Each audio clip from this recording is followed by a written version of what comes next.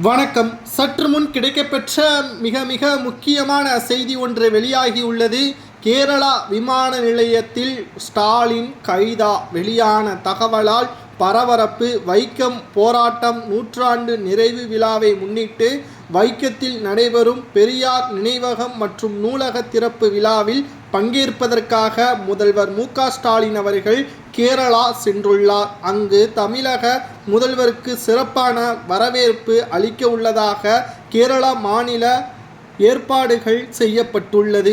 இந்த நிலையில்தான் ஸ்டாலின் அவர்கள் ஏற்கனவே சனாதன பிரச்சனையின் காரணமாக மன்னிப்பு வழங்காமல் கிட்டத்தட்ட உதயநிதிக்கு ஆதரவாக பொதுவெளியில் மீண்டும் சனாதனத்தை தூண்டும் விதமாக எதிர்க்கக்கூடியவர்களாக இருப்பதால் சில குறிப்பிட்ட சமூகத்தினர்கள் விமான நிலையத்தில் ஒன்று கூடி ஸ்டாலின் உள்ளே வரக்கூடாது என்று எதிர்ப்புகளையும் தெரிவித்திருக்கிறார்கள். இதனால் சுமார் 1.5 மணி நேரம் விமான நிலையத்தில் காவல்துறையினரால் பாதுகாக்கப்பட்டு அவர்கள் சாலையில் போராட்டத்தை தடுத்து நிறுத்தியதற்கு பிறகு பாதுகாப்பாக அனுப்பப்பட்டதாக தகவல்கள் தற்பொழுது வெளியாகியுள்ளது. ஒன்றல்ல இரண்டல்ல பல்வேறு விமர்சனங்கள் ஸ்டாலின் அவர்களது மீதும் உதயநிதி ஸ்டாலின் அவர்களது மீதும் எழுந்துள்ளது. கேரளா மாநிலம் கோட்டயம் மாவட்டம் வைக்கத்தில் கோயிலில் நுழைவு போராட்டம் தொடங்கப்பட்ட நிலையில் தமிழகத்தில் இருந்து சென்ற பெரியார் அப்போராட்டத்தில் பங்கேற்று வெற்றியையும் பெற்றார். 1994ஆம் ஆண்டு நினைவகம் திறக்கப்பட்டது. அந்த நினைவகம் பழமையாக மாறியதால் அதை சீரமைப்பதற்காக 8 கோடி ரூபாய் வழங்கியதும் குறிப்பிடத்தக்கது.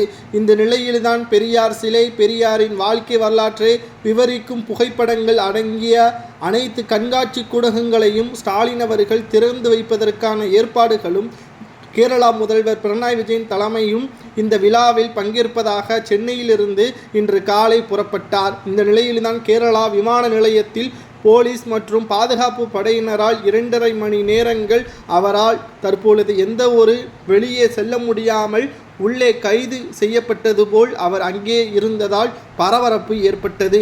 மேலும் சனாதன பிரச்சனை தமிழகத்தில் மட்டும் இவர்கள் சுதந்திரமாக சுற்றித் திரியலாம், தமிழகத்திற்கு வெளியே எந்த ஒரு மாநிலத்திற்கு சென்றாலும் அவர்களுக்கு பிரச்சனை தான் என்பது இதன் மூலமாக தெரிய வருகிறது. இனியும் உதயநிதியோ அல்லது ஸ்டாலினோ திமுகவினர்களோ இந்துக்களுக்கு எதிராக பேசினால் அவர்கள் கவனமாக பேச வேண்டும் என்று பாஜகவினர்கள் இதனை சுட்டிக்காட்டி அறிக்கையும் வெளியிட்டுள்ளார்கள்.